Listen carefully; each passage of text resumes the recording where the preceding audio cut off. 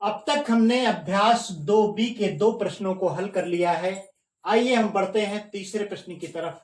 हमारा तीसरा प्रश्न है -1/3 गुणे -1/2 गुणे -1/15 का मान बताइए। तो आप देख सकते हैं कि इसमें -1 तीनों में है, -1 की घात है, यानी तीनों का आधार क्या है? एक ही है। तो एक ही आधार वाली घातीय संख्याओं का गुणा करते समय घातों को जोड़ लिया जाता है। यह हमारा घातांक का पहला नियम है। तो आइए हम देखते हैं इसका मान क्या होता है। तो -1 की घातें जुड़ जाएंगी, 3 धन 2 धन 15।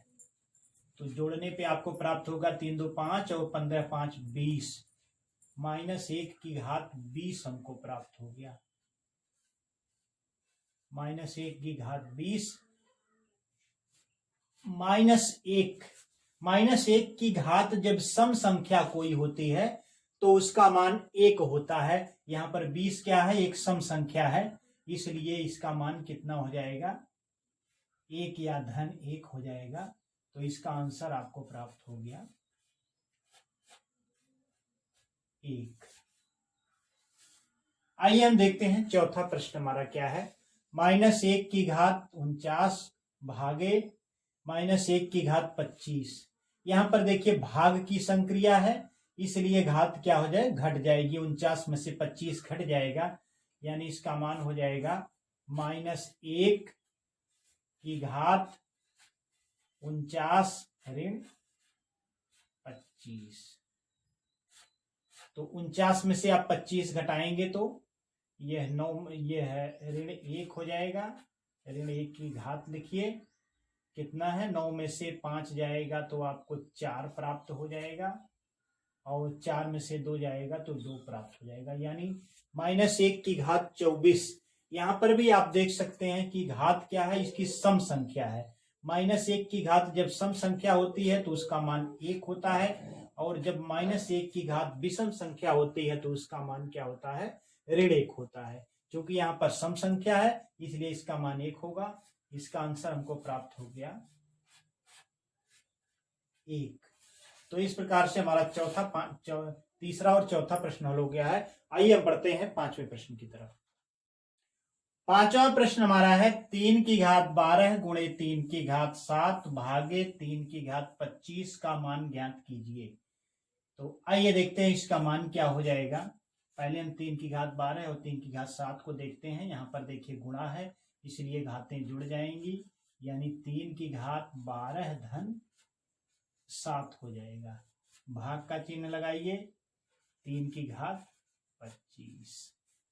तो 3 की घात 12 7 19 हो गया, भागे 3 की घात 25।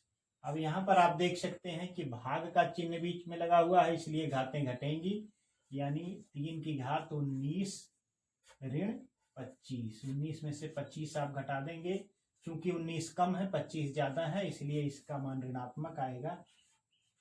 तो 19 6 25 होता है, 6 है, लेकिन यह ऋण चिन्ह के साथ होगा। तो इसका मान हमें प्राप्त हो गया 3 की घात ऋण 6। आंसर बराबर हो गया 3 की घात ऋण 6।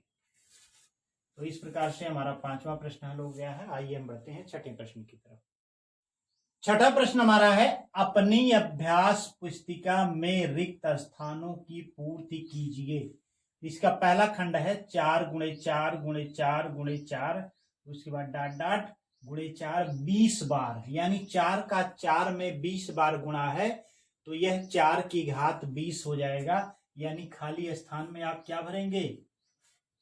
4 भरेंगे। दूसरा खंड इसका है 8 की घात 6 गुणे 7 की घात 6। तो यहां पर देखिए घात दोनों की 6 है, और इसमें 8 है और ये 7 है, तो ये इसमें 8 गुणे 7 की घात 6 हो जाएगा घातांक के नियम के अनुसार। तो 8 गुणे 7 यहां भरा जाएगा, या 56 आप भर सकते हैं, 8 7 56 होता है। आइए तीसरा खंड हम देखते हैं 9 की घात 12 बटा 5 की घात 12। तो यह 9 बटा 5 की घात 12 हो जाएगा, यानी यहाँ 9 लिखा हुआ है, नीचे खाली स्थान है तो यहाँ पर आप लिखेंगे 5। चौथा खंड हमारा है 3 की घात 8, उसके बाद उसकी घात क्या है, 3 की घात 8 की घात 3 है, यानी घात का घात होने पर घातों का गुणा हो जाता है, तो यह 8 गुणे 3 हो जाएगा, और 8 गुणे 3 का मान होता है 24, यानी खाली स्थान में क्या भरा जाएगा, 8 त्रिक 24। पांचवा खंड हमारा है 2 की घात 3 की घात 5 बराबर 2 की घात 5 इन्होंने लिखा है, तो यहाँ खाली स्थान में आप भर देंगे 3, क्योंकि घात की घात गुणा हो जाता है, 3 पच्चे 15, यानी 2 की घात 15 होना चाहिए, तो इन्होंने 15 न लिख करके 2 की घात 5 लिखा है, तो आगे 2 की घात 3 हो जाएगा, इसका गुणा करेंगे तो आपको 15 प्राप्त हो जाएगा। तो इस प्रकार से छठे प्रश्न के सभी रिक्त स्थान हमने भर लिए हैं। आइए हम बढ़ते हैं 7वें प्रश्न की तरफ। 7वां प्रश्न हमारा है 5 की घात 8, 5 की घात 5 गुणे 8 की घात 5 का मान होगा। तो 4 विकल्प इसमें दिए गए हैं। पहला विकल्प है 40 की घात 5, दूसरा है 40 की घात 10, तीसरा है 40 की घात 25, चौथा है 5 की घात 40। हमें इसमें कौन सा विकल्प सही है हमें ये बताना होगा। आइए देखते हैं इसका मान क्या हो जाएगा। तो 5 की घात 5 गुणे 8 की घात 5 बराबर घातांक के नियम के अनुसार क्या हो जाएगा। देखिए आधार इनके अलग अलग हैं, लेकिन घातांक एक ही है, तो आधार का गुणा हो जाएगा, यानी 5 और 8 का गुणा हो जाएगा, और घात हो जाएगी 5, यानी 8 पच्चे 40, 40 की घात कितनी हो गई 5। घातांक का कौन सा नियम इसमें लगा है, a की घात यम गुणे b की घात यम बराबर होता है a गुणे b की घात कितना होता है यम। इस घातांक के नियम के अनुसार हमने इसको हल किया है। यहाँ पर a के स्थान पे 5 है और b के स्थान पे 8 है, तो a गुणे b यानी 5 गुणे 8 की घात क्या है, यहाँ यम है, यहाँ यम के स्थान पे 5 है, तो 5 हो गया, यानी 40 की घात 5। कौन सा विकल्प सही होगा, पहला। तो आंसर हो गया हमारा पहला विकल्प, जिसका मान है 40 की घात 5।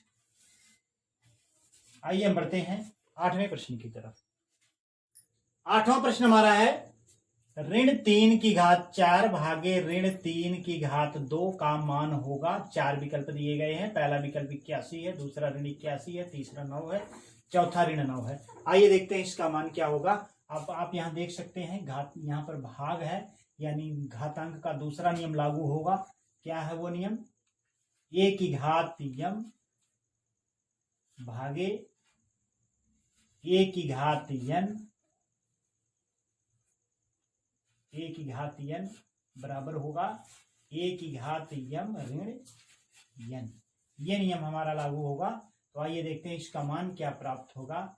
ऋण 3 a के स्थान पे यहाँ ऋण 3 है, यम के स्थान पे 4 है, भाग का चिन्ह लगाइए, तो यहाँ पर ऋण 3 होगा, और n के स्थान पे यहाँ 2 है।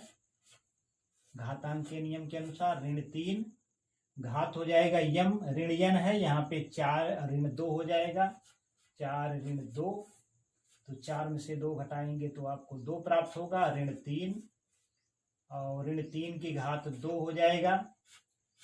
अब 3 की घात 2 9 होता है, ऋण 3 की घात 2 भी 9 होगा, क्योंकि ऋण 3 का ऋण 3 में 2 बार गुणा हो जाएगा।